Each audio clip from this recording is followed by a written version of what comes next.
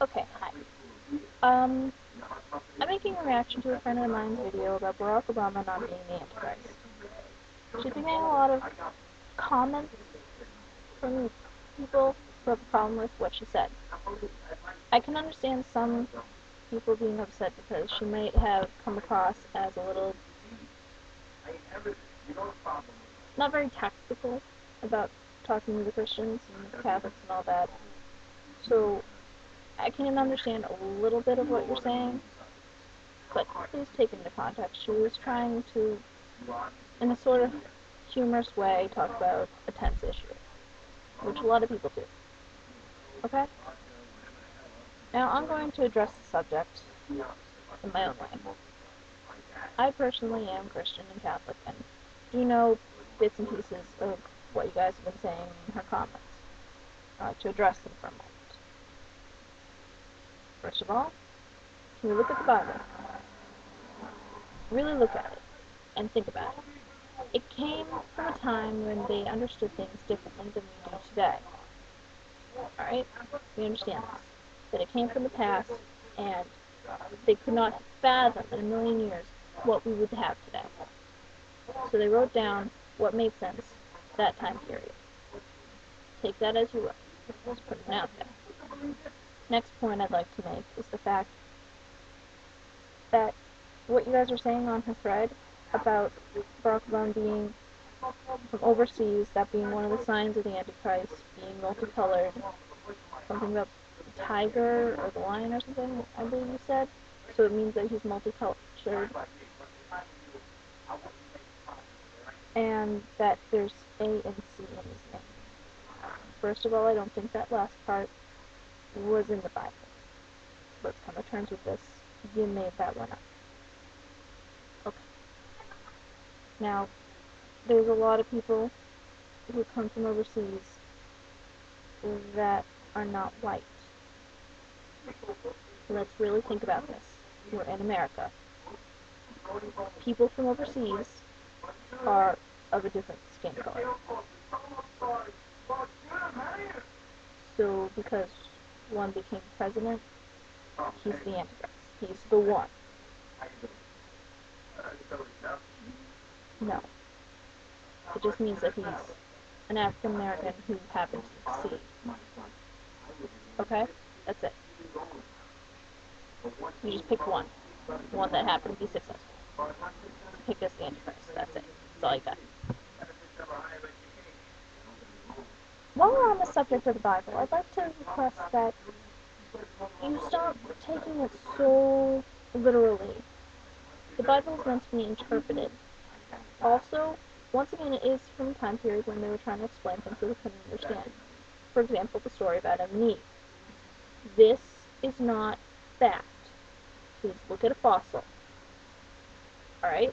The world has existed far longer than we could have understood back then, so they gave a time limit which was not practical, in which God created the earth and how long humans have been on it.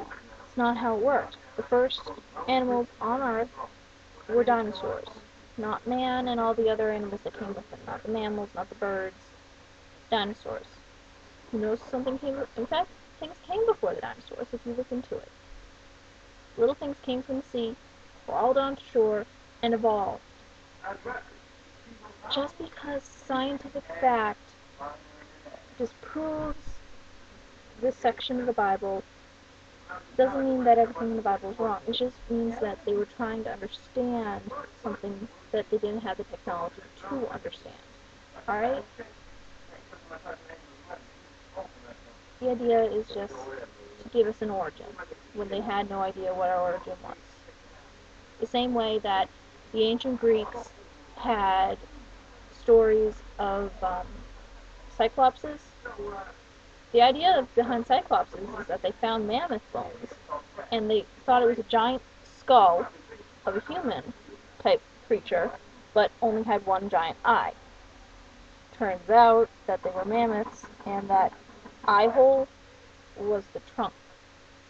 They looked around and said, I don't see any big one-eyed people, they're gone. They were here, but they're gone. And that's kind of what we did. We looked around and said, I don't see anything that was here before us. We were first. How long have we been here? Hasn't been too long. And how long did it take for God to make the universe and everything? 7 days. Work week. Took Sabbath off. 6 days. I'm paraphrasing. I can't remember it off the top of my head. I'm sorry if I offended you. If you have any other questions for me, comments, by all means, comment. But please respect me. That's all I expect. State your opinion respectfully, and I will respectfully reply to you. Alright? So, in summary, the Bible is meant for interpretation and not to be used against someone.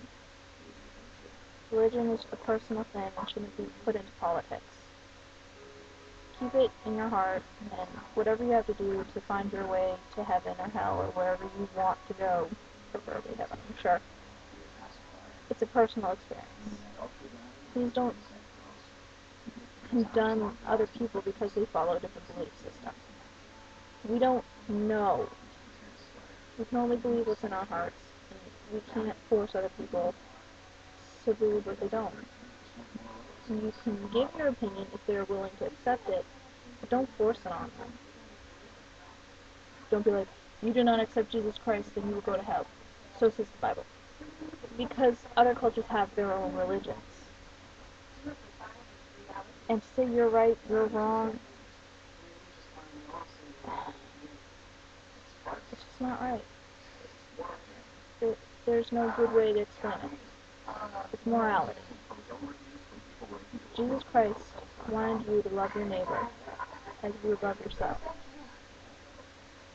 To treat others as you wish to be treated.